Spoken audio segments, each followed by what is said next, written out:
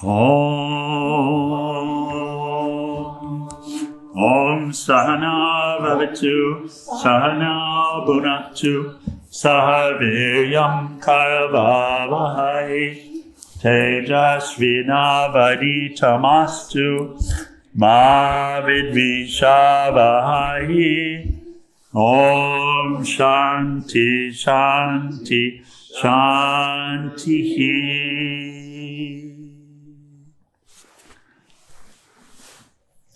That's it. Okay, we'll pick up in chapter 1. Still in the physics and philosophy of thought power.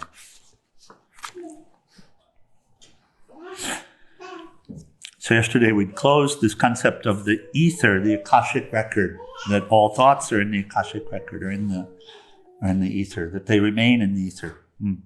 So continuing from here, he says, thoughts are living things. A thought is as much solid as a piece of stone. We may cease to be, but our thoughts can never die. Every change in thought is accompanied by the vibration of its matter, the mental. This is the manas.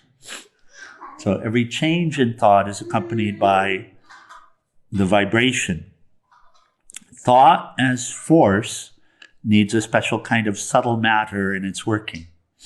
The stronger the thoughts, the earlier the fructification. So we've noticed this. The stronger the thoughts, the earlier they come to pass. The earlier so you think something happens, but look at your own self as a thing. Look at your own self as a thing. This is a robot with a computer. And so if you repeat a nasty thought towards someone inside, if you entertain it and repeat it over and over again, do you see that energy builds a momentum and it fructifies sooner than if it's more gentle? So the stronger the thought is, the sooner it will fructify, the sooner it will become action or matter. The stronger the thoughts, the earlier the fructification. Thought is focused and given a particular direction, and in the degree that thought is thus focused and given direction, it is effective in the work it is set out to accomplish. So yesterday we had the concept of the concentric circles in which thought will travel, but also it's possible to direct it. It's not just this way. So do you see that? You can guide thought towards a particular situation or towards a particular person. Have you ever noticed, if you think bad thoughts towards a particular person for a while, have you ever noticed that they might become ill? Have you ever seen that? Pay attention. Or that they become more like the way you want to see them as? Yes? You noticed that, right? Okay. So they have a direction. And those of us that practice blessings will also see that. Prayer circles are a good example of that. I don't know if anyone here has participated in prayer circles, but I think you've seen evidence that they work, that they have power. Yes? Okay, so that's the same. That's a group of people who are bringing a particular thought and then directing it. And it has power. Yeah. Well, haven't we done it with you, dear? Yeah. Haven't we sat there with you and chanted mantra for you and with you, and haven't you felt it? Yeah. Every time? Yeah.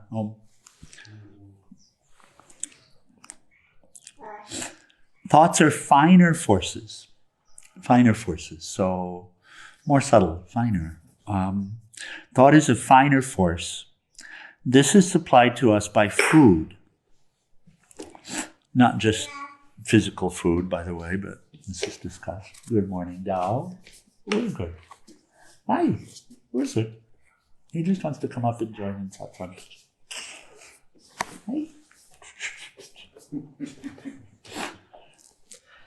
Thought is a finer force supplied to us by food.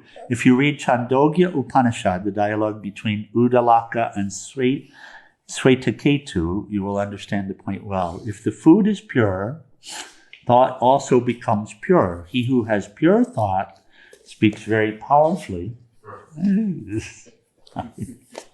We'll put it back.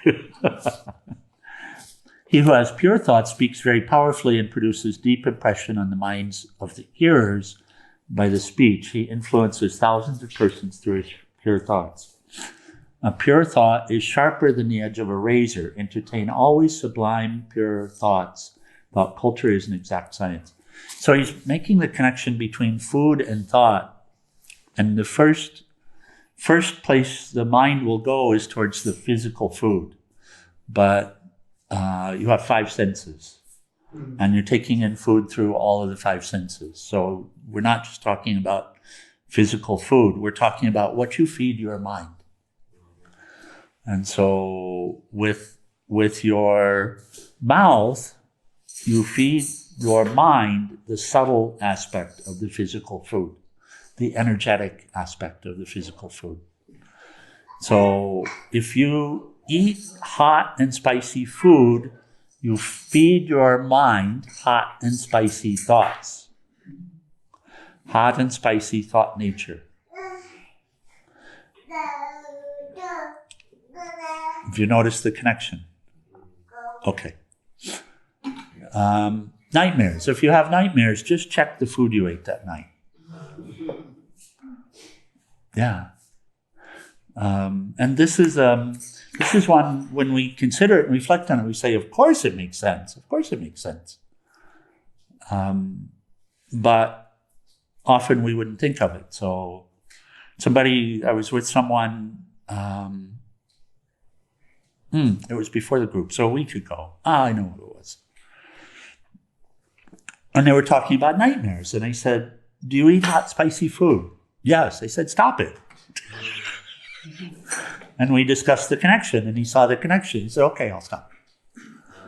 So it was actually that simple. So there's that. And then dull food.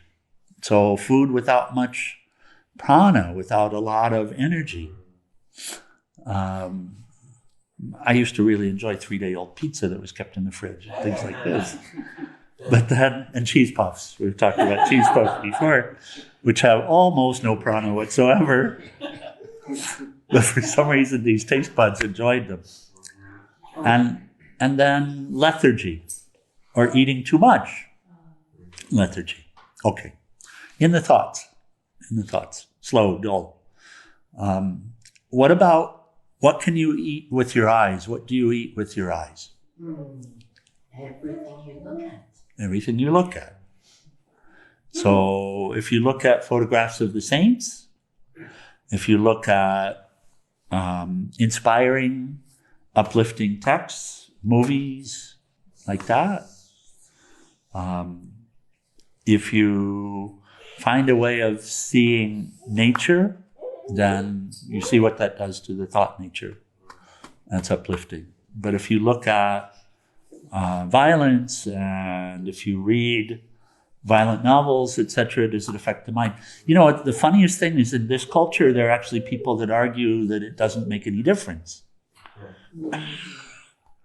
which is nonsensical, which doesn't make any sense, because we're feeding the mind. So all 5 senses. And then he speaks of the power of pure thought, and this will be a consistent theme, but a pure thought is sharper than the edge of a razor. Entertain always pure, sublime thoughts. Thought culture is an exact science. I'll give you an example. This is yesterday. So Swami made a house call yesterday. I went over to Athena's place, and Athena had Claudine with her, and Claudine wanted to come and join in. And we had prasad and satsang. We visited for a while. And Claudine is, if we talk physical, which is not real age or something, but But she has a limited amount of time left in this birth. She's 95 now. And so, but she's a saintly kind of person. She's, when she was young, she took mantra initiation, lived in ashram for a while. She's had 2 swamis in her life. And she's so kind. And so you could imagine her thoughts are generally very kind. And she's very considerate, easily considerate. She has a challenge, though. And that is here at this point, she's still living her children's lives. She is doing for them, and she's preventing them from having problems. But you need problems, because the only way you grow is with problems. And so if someone takes your problems away, they're not doing you a service. Please. Problems are grace.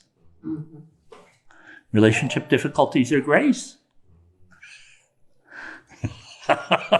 Because those give you the opportunities to grow. If you have all good times, no growth. No growth. So what we consider to be grace, we tend to get backwards.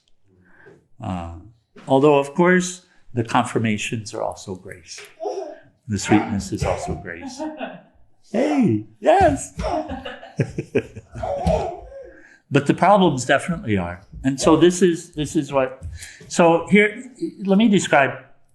Here's what. We had a very good conversation. And she listened very well. And it registered with her. And because her mind is pretty pure. And so she's had good food. She's fed it well. And here,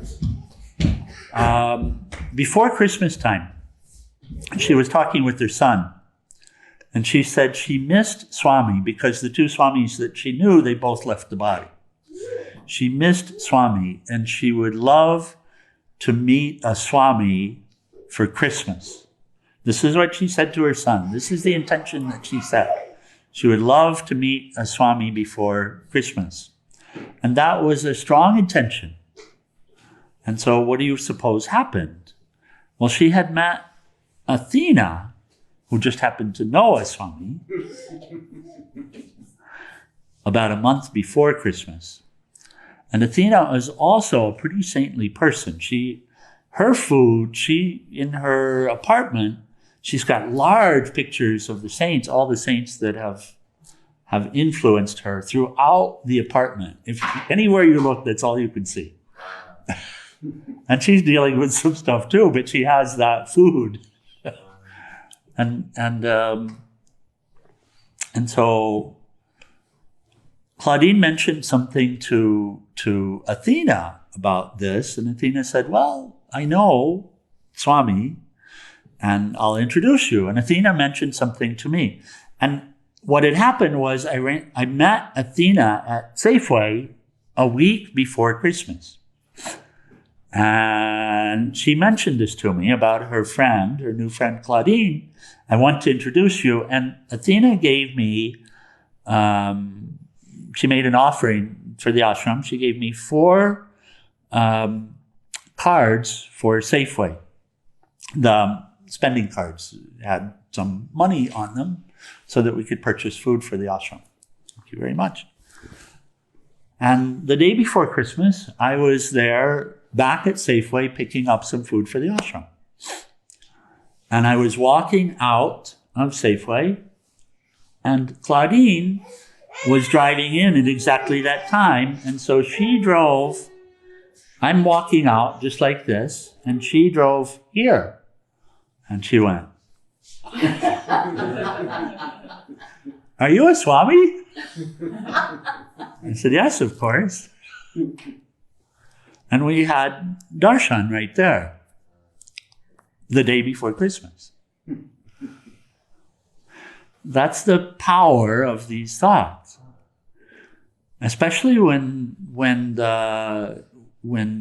Sattva, purity, is cultivated. That's what Swami Sivananda is sharing here. So those thoughts made her a reality. And then yesterday, she was there and she heard what she needed to hear. And this is exactly what she said. She said, this is exactly what I needed to hear.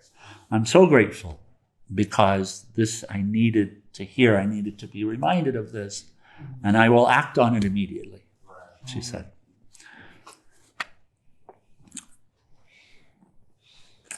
So this is it. This is the point.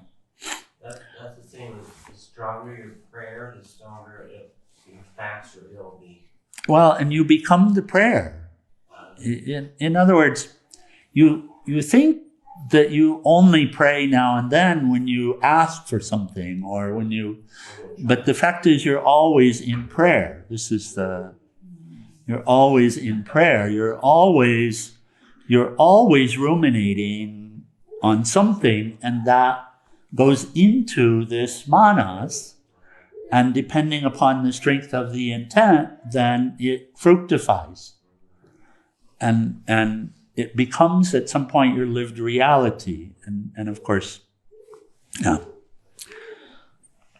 So yes, the stronger thoughts as wireless messages. Those who harbor thoughts of hatred, jealousy, revenge, and malice are verily very dangerous persons, Swami Sivananda says. They cause unrest and ill will amongst mankind. Their thoughts and feelings are like wireless messages broadcast in the ether and are received by those whose minds respond to such vibrations. We were talking yesterday about tuning. So we're swimming in a sea of thoughts. So they're all here. But the ones that we've tuned to according to our nature are the ones that we're assailed by or uplifted by. It has to do with, and there's a word that we just used that's important because it keeps getting repeated. In the prior paragraph, a pure thought is sharper than the edge of a razor. Entertain, and that word entertain, and there are different levels of this, but what does it mean to entertain a thought? Just doing it, rolling around. Repeating it. Yeah. And all of its friends. Right? So, by the way, if you entertain a thought such as Om Namo Narayanaya, then its friends will come also and you'll entertain them as well. But if you entertain a thought like, I don't like this person, what does it mean to entertain it? You don't just repeat, I don't like this person. You bring other associated thoughts, magnifying it. Right? There's another term that he'll use later, which is harboring, which is entertaining on steroids. Because now you hold it and you make it yours. You harbor it. You give it safe harbor. You say, okay, you're safe with me. Dear thought, you're safe with me. Yes. And so then it's that much stronger. Kartikeya. I was going to say that's been an issue with rap music because the industry wants them to sing about violence and keep that going. So in order to get famous, they'll have to sing about that, and then it gets into the youthful minds, and they have that face, and they're like, oh, it feels good, but then they're singing about violence and keeping it in their heart. It absolutely is, yes. It absolutely is. That's that food. And then when the nature and the nature will follow the thoughts, and this connection is made as well. So whatever thoughts you're ruminating upon and acting out, then your nature becomes that. One of the great sayings from Swami Sivananda is, so an action in reap a tendency. So we do a thing because we're interested in doing a thing, but then when we do it, the tendency comes. So, croissant. And we'll say, what's the harm of this and what's the harm of that? And it's innocent and it's no big deal, etc., etc. But actually, every action we take will bring some tendency. It has some weight to it. So we choose to do. If you choose to have a croissant for the first time and you absolutely love it, then the tendency is there to have it the next time and the next time and the next time. And after a while, so a tendency and reap a habit. And so a habit and reap a character. And so a character and reap a destiny. So because of this participation in particular types of thoughts within the smanas, repeatedly, then that becomes the nature. It hardens, it fructifies within one's own persona. And when fructified within one's own persona, then one has become susceptible to all of the thoughts in the thought atmosphere that are of that nature. So when a person, not soul doesn't become hateful, but a person becomes hateful. And when the person becomes hateful, then it's easy, and they're attracting these thoughts that are bringing the hatred, right? So entertaining is a very important point. And look at that when we're considering the power of thought, but then also in our own personages, in our own inner world. What is it that I need to root out? What is it that I need to have more of in terms of thought culture? Then it helps us to begin to see how we can change it too. There's a simple one here, which we'll come back to. Don't entertain limited thoughts. Entertain instead sublime thoughts. That's why we say satsang morning and night. Right? If you can't get to a physical satsang, then satsang book morning and night.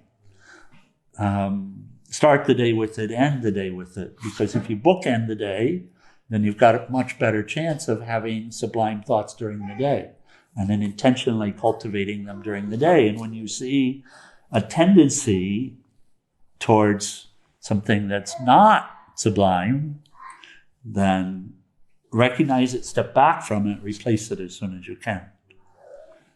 Peace Pilgrim, our dear Peace Pilgrim, she says this about thoughts. She says, if you knew the power of your thoughts, you would never think a negative thought again. Not one. And thinking, when we say thinking, it's this entertaining process.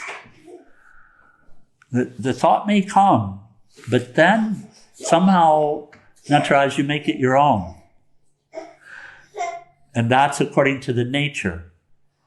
It'll ring a chord. It'll have some point of harmony. In the Raja Yoga Sutras, we were studying the Vidvishā-Vahai technique, where it's doing the opposite. Yes. So the thought comes, and then you find a way to think something that is reverse. Yes, exactly. Okay. Continuing on this vein of the physics and philosophy of thought, says there are tremendous powers. First, in wireless messages, thoughts move with tremendous velocity. And then thoughts are tremendous powers. Thought has got tremendous power. He says thought can heal diseases and create. But thoughts can heal diseases. Thoughts can transform the mentality of persons. Thought can do anything. It can work wonders. The velocity of thought is unimaginable. Thought is a dynamic force. It is caused by the vibrations of psychic prana or sukshma prana on the mental substance. It is a force like gravitation, cohesion, or repulsion. Thought travels or moves.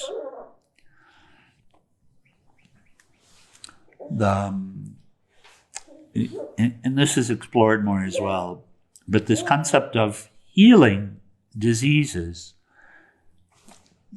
it's in the word dis-ease, because physical dis-ease is dis-ease, not being at ease. So it's starting always in the thought realm.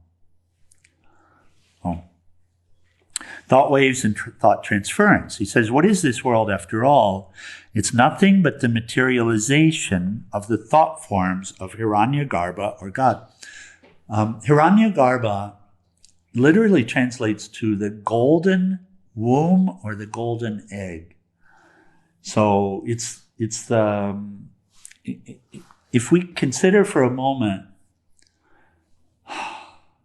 an alternate view, the Western view, of course, is consciousness arises from matter, which is honestly the silliest idea in the world.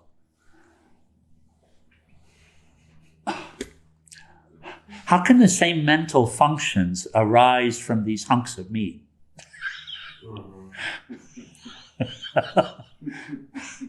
It's the silliest thing.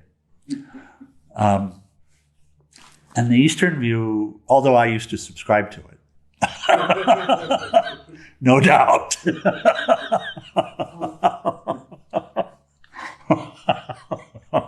At some point I looked and said, what in the world are you thinking? Stop it. If you take the alternate view for a moment and you say, consciousness is the deepest reality, then there are levels or layers of consciousness. Levels of consciousness is a good way. And we talked about this during Bhagavad Gita as well.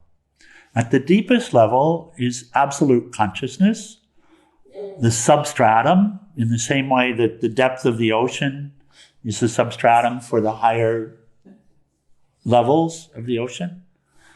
Hiranyagarbha is a higher level, but it is the absolute base of the world appearance, of the field. So it's the unmanifest, but unmanifest in its pure state. So right before Ishvara. Right? At the base of creation, that material from which creation comes. That's Hiranyagarbha, that's the idea.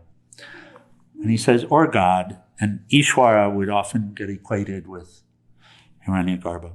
Anyway. What is the world after all? It's nothing but materialization of the thought forms of Hiranyagarbha.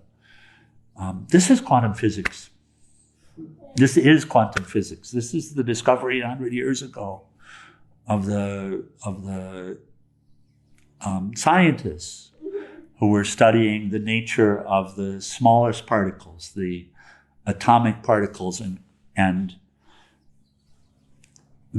crashing those subatomic particles into each other to see what happened, to see if they were the smallest particles or if something else came out of them. And the discovery, of course, is there is something else, but it's not a thing. It's waves, it's energy. And that discovery led to the whole beginning of understanding of what can't really be understood, which is quantum behavior. But things are waves. That was the discovery. Things are waves. Everything is constructed of waves. And the waves are non-determinate. The waves clearly hold the potential for the appearance of different things, but that's exactly what it is. It's the appearance of different things within the waves. So this is what's being said here. What is this world after all? It's nothing but the materialization of thought forms, the waves. So consciousness directs the waves. The observer, this is what's seen in quantum physics, and you can apply it to yoga philosophy and Vedanta. What's seen is that the waves remain waves of potential until they are observed. And the very act of observation causes the wave field to collapse and the appearance of matter at that point. So it's at that point that the wave picks a particular form. So quantum physics is actually acknowledging that consciousness creates the matter. No, it's just from it doesn't acknowledge that. It does not acknowledge that. To quantum physics, that whole behavior is still a mystery. Well, there is a part of quantum physics, the Schrodinger's cat experiment. Oh, that yeah. acknowledges that consciousness is required to actually happen. There you go. So it collapses the wave function. That's how the terminology that they use is the Beautiful. observer collapses the wave function, which is there's like a probability of states, and when the observer interacts with those probability of states, then a state is actually selected. But quantum physics does not make the leap to consciousness as the substratum. Right. They don't go there. Just that Only the Vedantin, the yogi, will go there. it's the actuator. The actuator is awareness, consciousness, awareness. But in what is this Oh, material that we hold to be consciousness, which seems to be all it could possibly be. And that's why, but you see, a physicist is a scientist, and a scientist is studying only objects. But consciousness is subject. I am conscious. I am consciousness. So as soon as they make that leap, they're no longer a scientist. And it happens all the time. which is what's so beautiful about Swami Sivananda in that thought process book, thought power book, that he gathers together the mental, the physiological, the psychological, all of that together, because it just can't be explained through one science. Oh, and we'll step into the psychology soon, but starting with the substance itself, the thought substance, and the thought power, and the relationship there, the relationship between thoughts and what thoughts are arising in, what is this stuff. And here he stepped into the relationship between thought and matter, thought and world. And so what's being shared is that all of this is fructified thought. So, okay, let's close for the morning. Anything else? Any other comments? Questions? Okay. Oh, please, Hari. Thank you.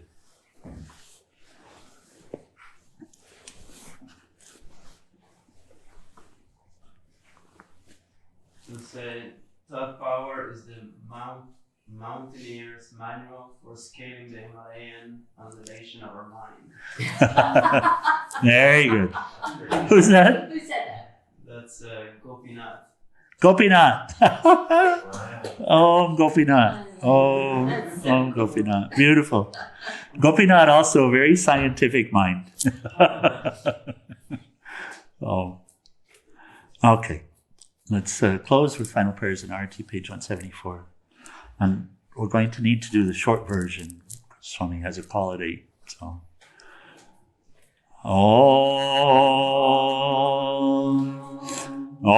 Trayambakam Yajamahe Sugandhim Pushtivardhanam Orvai Rukameva Bandhanan Mritor Mukshiyama Mritat Om Trayambakam Yajamahe Sugandhim Pushtivardhanam Orvai Rukameva Bandhanan Mritor Mukshiyama Mritat Om Trayambakam Yajamahe Sugandhim Pushtivardhanam Orvai Rukameva Bandhanan Mritor Mukshiyama Mritat Om Shānti Shānti Shāntihi.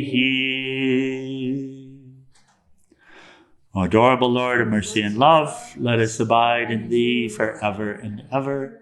Humble our Satguru Sivananda Maharaj Ki, and Jai to the Mother in all of her radiant forms. Let's stand for